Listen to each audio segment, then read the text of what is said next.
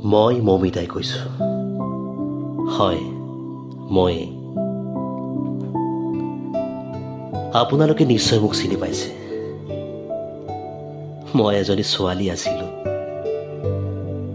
এজনী মৰমীয়াল ছোৱালী। সকলোকে মৰম কৰি বৰ ভাল পাইছিলোঁ। মই সপোন দেখিছিলোঁ, এটি বাস্তৱ সপোন।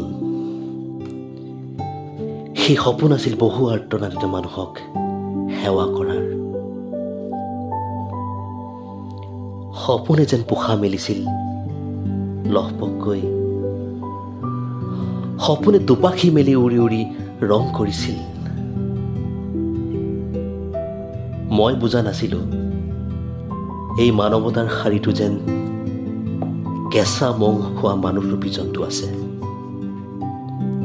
এতিয়া মোক নুসুধিবা মই কেনে আছো। সেয়ে আছিল নেকি মোৰ মানৱ সেৱাৰ পৰিণাম? সেয়ে আছিল নেকি মোৰ দুখ এজনী ছোৱালী হৈ জন্ম লোৱাৰ?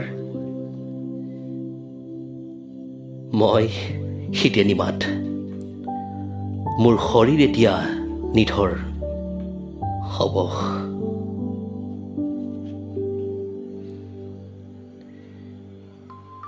সেটি কাল অমানিশা, সেটি সন্ধ্যা অতি ভয়ানক, দুৰ্বিষহ যন্ত্ৰণাত চিৎকাৰ কৰা মোৰ সেই অৱস তেজৰ ডোঙাত যেন মই খেপিয়াই খেপিয়াই বিচাৰি আছিলো অকণমান জীয়াই থকাৰ হেঁপাহ।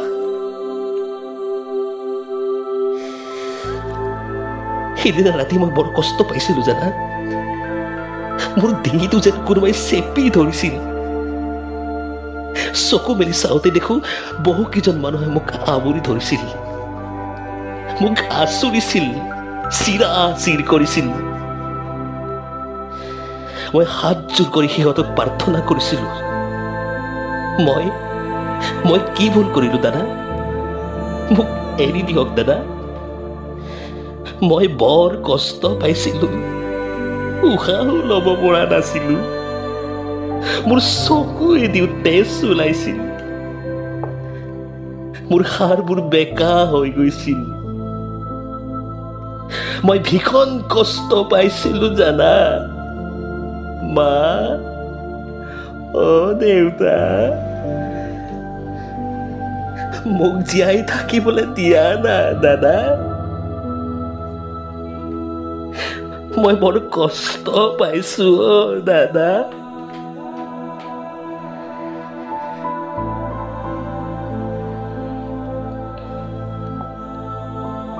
মই হাতযোৰ কৰিছিলো সিহঁতক সেইদিনা, কিন্তু মোৰ কথা নুশুনিলে। মোৰ হাত ভৰি আবদ্ধ কৰি নিৰ্যাতন চলালে। দৰ্শন কৰা হৈছিল সেইদিনা মোক। সেইদিনাই মোৰ মৃত্যু হৈছিল। মোৰ শেষ উশাহটো আছিল সেইদিনা জীয়াই থকাৰ হেঁপাহ। কলিজাৰ একো নথকা সপোনৰো সেইদিনা মৃত্যু হৈছিল। এতিয়া আৰু মোক নুসুধিবা মই কেনে আছো।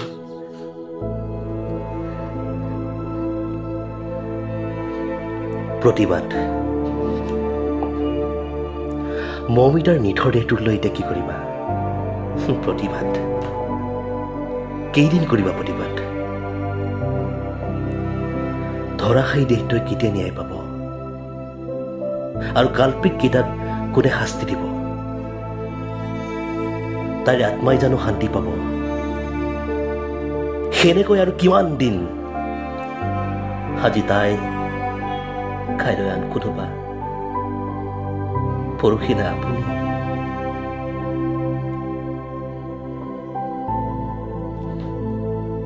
ধন্যবাদ।